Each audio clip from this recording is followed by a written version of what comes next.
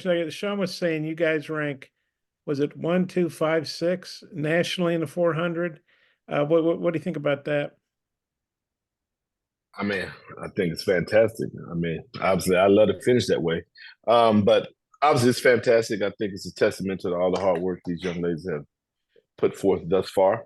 Um, I'm impressed every day by the by their work ethic and their dedication to the sport and obviously to the event of 400 meters.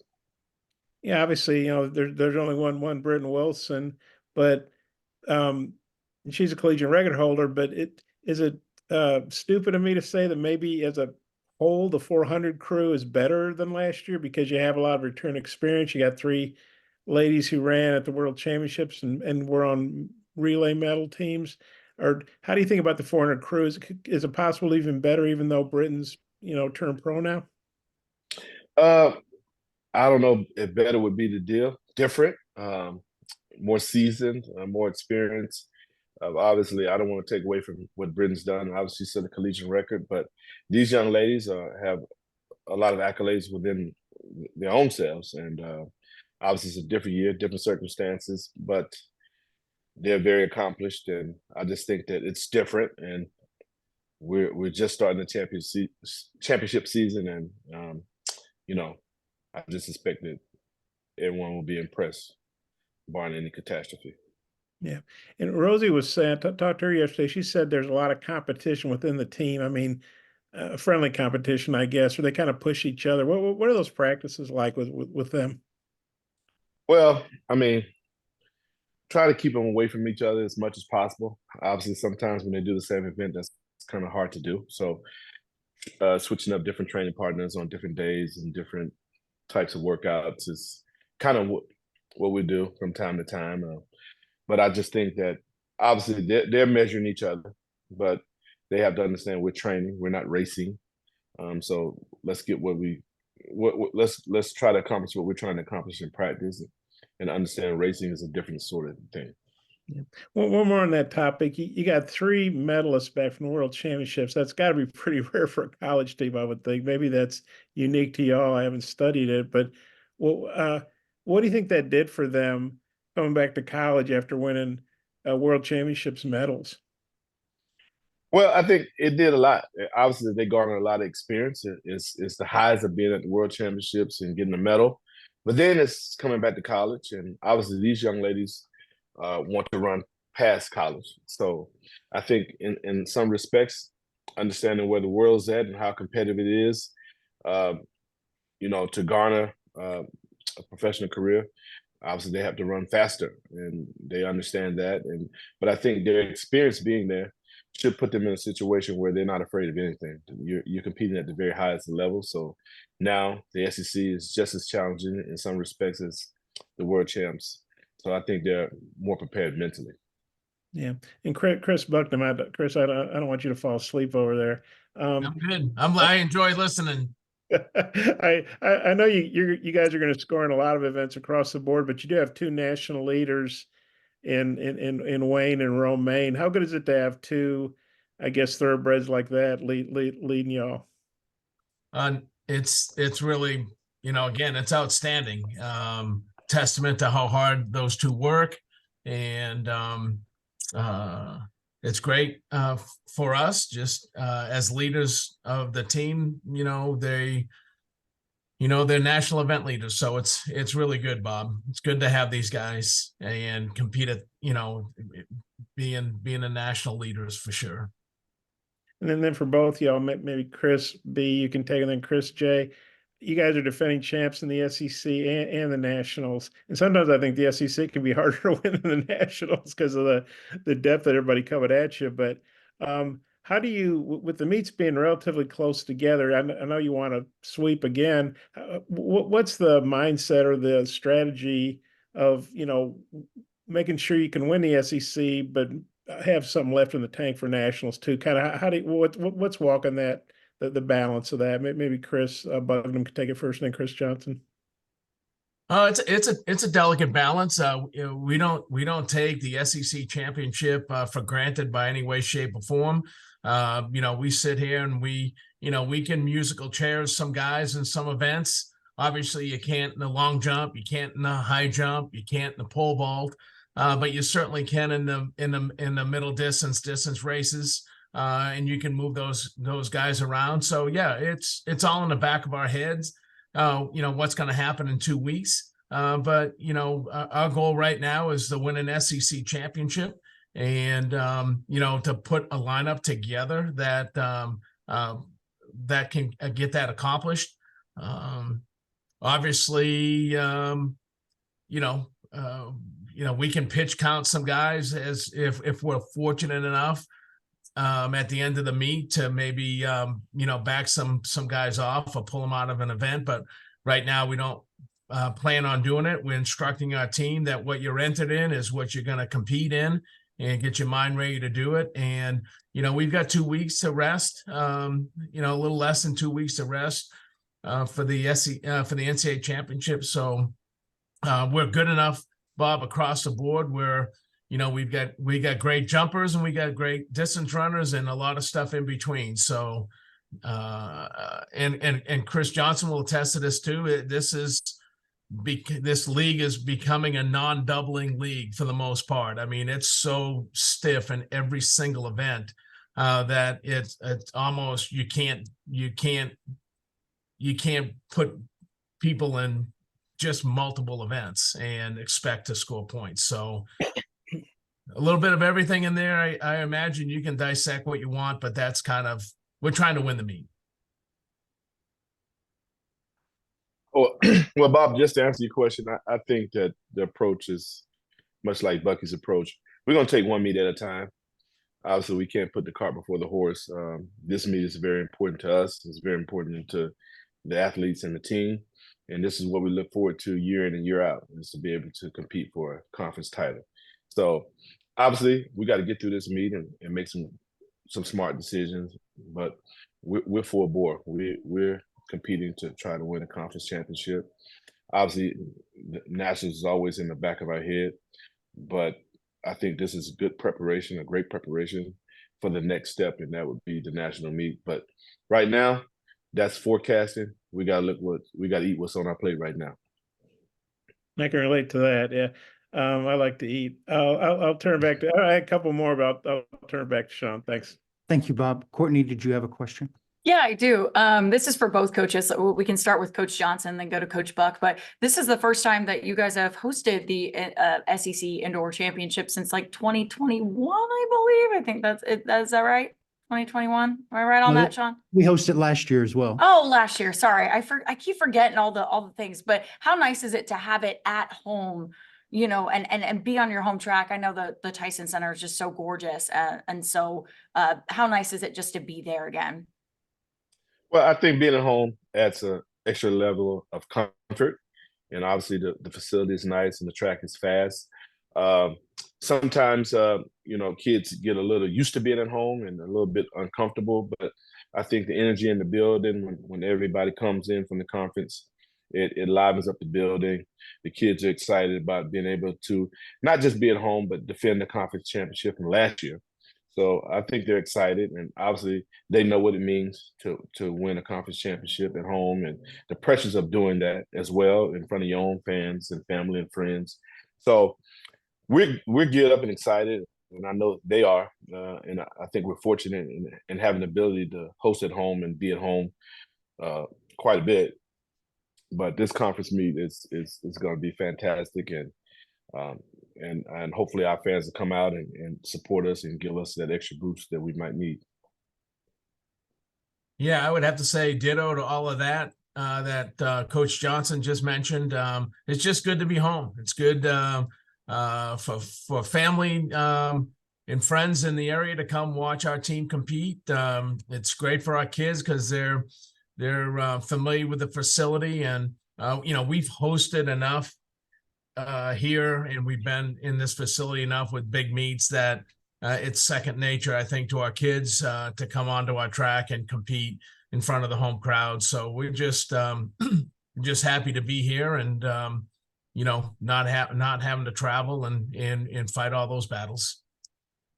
And for both coaches as well, you know, obviously, I know Bob just mentioned it in one of his questions there, but just with you guys, with the dominance that you have in SEC indoors, you know, is there kind of an extra, it's almost like a pressure each year as it builds of like, okay, we're reigning again, we have to defend it. I mean, is that how the kids feel? Or is it, I mean, kind of like what Coach Johnson said, where it's just, they're hungry to compete in the SEC because it is so tough every single year for both coaches. We can start with Coach Buck. Yeah, I mean, it's such a great meet. I mean, you know, the added level, Courtney, is the team score level, and so now you're not so much an individual sport. Now we're you know, a team sport. You know, we're not running you know, different groups of athletes at different venues during the year. Now it really means something. There's going to be a winner and a loser, and you know, our kids want to win. You know, they're built that way, and if you've looked at our history, we do a great job at this meet. I don't think it's going to change, and our guys are dialed into scoring points. I would echo that as well, and I just think that obviously, do they feel pressure? Being in the SEC is pressure, and understanding what it means to win an SEC title is an additional pressure. And obviously, these kids on these teams, although our teams are different year in and year out, as well as Coach Bucknam and his teams, they don't want to be the ones who lose. And so you try to keep it in consecutive in a row, and obviously we take great pride in doing that. But obviously, I think it's an added pressure to these young people to keep the streak going, if you will. Perfect. That's all I have. Thank you both. Thank you. Reagan, did you have a question? Yeah, I did. This one's for Coach Johnson. I'm currently writing a feature article on Amber Anning. She talked about how you are basically her track dad and you'll have a really close relationship. Would you like to expand on that? Well, obviously, you know, if you coach or you've been around coaches, we develop special relationships with our athletes because we're around them a lot and we invest in them and we pour into them, and obviously we want the best for them, and obviously that takes a great deal of we take a great deal of responsibility in doing that and holding the kid or the young person accountable. So as time passes, she's starting to understand what I'm looking for and what I want, and she's able to communicate back to me what she wants and where she kind of sees herself, and kind of forecasting. And we always talk about goals, and we always talk about things that we need to do to improve and get better. And sometimes those are some hard conversations.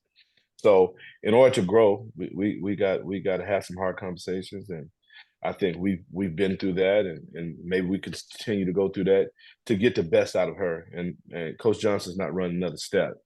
So my goal is to be able to pour into her as much as I possibly can, along with the other staff. So not letting me just make it about me, my staff. Everybody helps everybody. Everybody coaches everybody. Everybody lends a kind word, and even Coach Buck's staff with our athletes as well. So we invested in this in Arkansas. This is kind of the community that we have within a program. Be it separate, we're still a community, and we're still helping each other. And the coaches might see something that we don't see or recognize something that we don't recognize. And I think that helps grow the athlete. But our relationship has definitely grown since she's been here. And hopefully we can continue to grow to get her to be able to reach her goals. And that's what we're looking for. Obviously, we're still a long way out. You talked about one meet at a time, but we had talked a little bit, me and her, about her future pro career and qualifying for the Olympics. Can you give it any insight into training plans in addition to collegiate goals?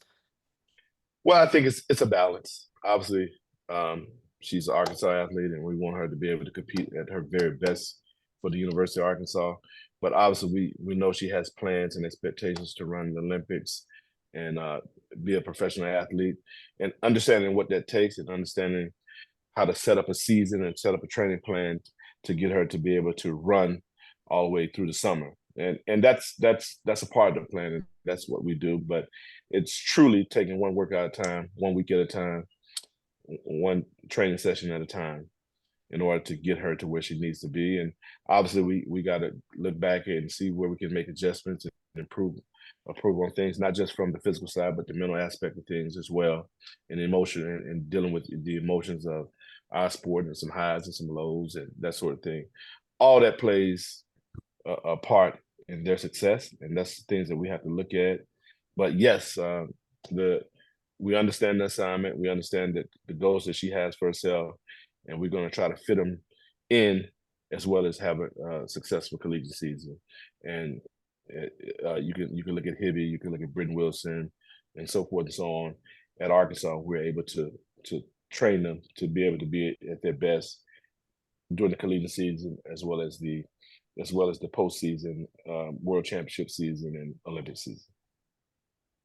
Thank you. And one last question for both coaches. Rankings can talk all they want, but I know that when it comes to the moment, there could be obstacles that may not have been foreseen. What are some of both of y'all's concerns going into the meet, whether that is injuries or maybe even underdog teams?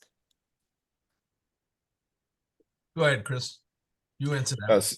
Say it one more time. I know that we can get rankings come in and be like, okay, these are the teams we need to worry about. Here's who's performing how, but the concerns can be outside of the rankings. Do you have any underdogs or maybe injury concerns that you're worried about with your athletes? Well, I just think, and I think you have to understand that we're an absolute sport. So we don't operate at 90% and 95% like most other sports and can perform at a high level. Our kids going to have to be right at 100% to be optimal, to be able to compete in the SEC and the NC2A at a national championship. So injuries and it's always a concern for us, because we operate at a very high level all the time in order to be competitive. But obviously, we have our safeguards and in terms of training, what we do to try to prevent those things. But it's a sport, so that's a part of sport, and we understand that. But we're going to do our best to keep the athlete in good spirits, keep them healthy mentally, physically, and psychologically. Thank you. Yeah, Reagan. I mean, again, ditto to what Chris has said. We are an absolute sport, and at this track meet in particular, you're not going to get away with being at 98%. Most of them can't be that. Most of them can't score if that happens. And, we've taken the safeguards along the way to keep everybody, happy and healthy and what have you. The things that can creep up on your illnesses, as the things that happen with the illnesses that can crop up pretty quick, and that's always kind of a concern, that our guys remain healthy and at full strength when we toe the line. But as far as anything unforeseen happened, I mean, dude, we expect something to happen something will happen. There'll be an athlete that'll show up. There'll be somebody that without naming names, I can tell you an athlete that's in the meet right now that has a no time, but we know that athlete is exceptional. And so, we know the lineups pretty much, from the other schools. And, we're let me just say this, we brace ourselves as we enter the meet, because we know a lot of stuff can happen. So kind of that's what makes it fun. Thank y'all. Thank you. Bob, did you have another question? Yeah, a couple more, I guess, for both coaches. I know you guys are the favorites, obviously, that's goes without saying, but which teams, especially, the depth it takes to win an SEC title, which teams do you feel like are your biggest challenges? Maybe Chris Bucknam and then Chris Johnson could take that. Well, I mean, be lying to you if we didn't have a score sheet and we have it scored out conservatively. But you gotta, Florida's awful good.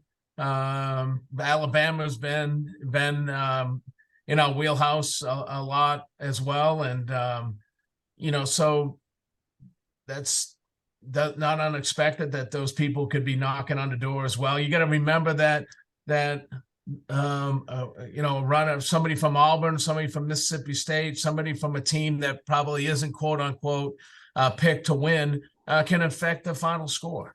And because there are great athletes at every single one of these universities, it's the SEC, and there's phenomenal coaches and athletes, and so anything can affect any athlete. Any school can affect the outcome. The meet. So, do we have we have our eye on a particular team? Yeah, we do, but we also know that things can change awful quickly because everybody will affect the final team score somehow. Bob, to answer that, I mean, obviously, I think Bucky answered that so eloquently, but we got respect for everyone who's lining up and every team that lines up. Obviously, we have a few teams that we think that could, on paper, can compete with us and rival us, if you will, from a team standpoint. But every team has something to bring to the table. Nothing can be taken for granted, and Buck is absolutely right in terms of, one school with one athlete could make the difference in the team score. That may not necessarily have a team that's in the running for a team title. So we got to keep our heads on the swivel and be able to go out and execute and this competition and try to stay injury free and make no mistakes and try to go out and garner a championship. That kind of makes this meet unique because, like Georgia and Alabama are playing in the SEC football championship game. They don't have to worry about some guy from Florida picking off a pass. I mean, it's mano a mano, but you guys, like you say, it could be a team that's not, a challenger, but maybe they got 3 or 4 really elite athletes, and those guys maybe you jump out of their minds or run out of their minds, and all of a sudden, instead of you guys thinking, okay, we're getting 3 of the top 4 spots, that guy messes up the whole thing. Is that what makes this meet kind of crazy and unpredictable? Well, I just think that this meet brings out the best in all competitors, for that matter. So we always have a plan, but there's always some athlete that's going to pop out and do some exceptional things that maybe we didn't necessarily plan for. And that could be ours, it could be someone else's athlete. So we just have to take great respect for the competitors that are lined up and see if our athletes can go out and execute what we think they're capable of doing. But it's always, to answer your question, it's always a concern. Yeah. You got anything you want to add to that, Chris? What was the question? What was the question again? Well, just the fact that, in these other sports, it's teams playing each other directly. Oh, like, yeah. kind of that weird metaphor I had or whatever. But No, I mean, it's like, that's the thing. It's not Texas A&M and Arkansas like last night. It's us against the whole league, and not that it's any easier just Texas and Arkansas. That was a heck of a game last night.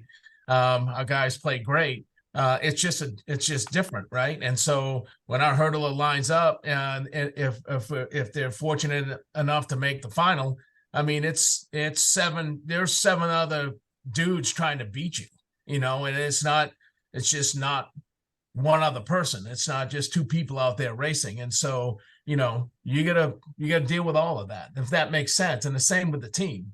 Like everybody's trying to beat each other's head in, and we're all there at the same time, all competing in the same event. So it's a different vibe, but that's what makes it unique. And that's why we hope that, that people will come out on Friday night and Saturday, late afternoon, whatever. They hope that they come and watch some, Olympic caliber competition, because that's really, what it is. It's SEC National Olympic type competition. So we're keeping score, and we're trying to win as Razorbacks, and we're trying to make the state proud and our university proud, and but we got to contend with everybody. That's for sure. Hey, Chris Johnson, this is your first SEC meet as track and field meet as the head coach. Any different vibes for you, or I don't know, jitters or anything? Or yes, it is. What you're saying is true. Yes, I don't think so, any extra. I mean, obviously, I'm invested whether I was assistant or not being the head coach. I'm invested in this program and want us to win. Obviously, Lance was a leader at that point in time, but my investment was 100%, and I'm still 100% investment. I guess there's nothing that's really changed outside of I'm responsible for everyone. So do you feel the pressure of being responsible for everyone? Absolutely. But like I said, we have a great staff. Everyone's working hard and everybody's doing a great job and getting the kids prepared. So there's a lot of familiarity and trust in that. So I'm feeling good about that, and obviously continue to work together and try to come out of this meet successful and healthy. One more for Chris Bucknam. The HAP, I wanted to ask you about the HAP. That's a pretty deep event for you guys. Well, what are you looking for there? A 1, 2, 3 finish. Sounds easy. I mean, that's what I'm looking for. And we've got a great group of guys competing in that particular event. So we're just hoping we put a lot of points on the board and they can solidify their spots for 2 weeks at the national championship. I think I'm good. Thank you. Anybody else with a question? One I had for Coach Johnson regarding the talent of freshmen that are in the league this year, especially on the women's side, and for you to have a pair of them in Shanti Jackson and Kaylin Brown, just what type of athlete that is that's able to contribute their freshman year in the SEC and how they look going into this weekend for you. Well, I mean, I think the SEC has always had freshman athletes. I mean, you look across the table and look what Jaden Hibbert did as a true freshman in the league. So I think talent is talent, and I think we're fortunate enough to attract that talent, and we're fortunate enough to have these 2 young ladies here at the University of Arkansas, and they had great numbers before they got here. And so it's our job to help them develop and get better. But make no mistake about it, we understand the talent they possess when they got here, and that's a huge responsibility for us and trusted in us to get to where they want to be. But we're excited about the opportunities. Those things are not to be taken for granted, and we want to manage them well and put them in a position where they can be successful and get them to understand what it's really like to compete in the SEC. Thank you. Anybody else? Appreciate everybody's time today. Thank you very much.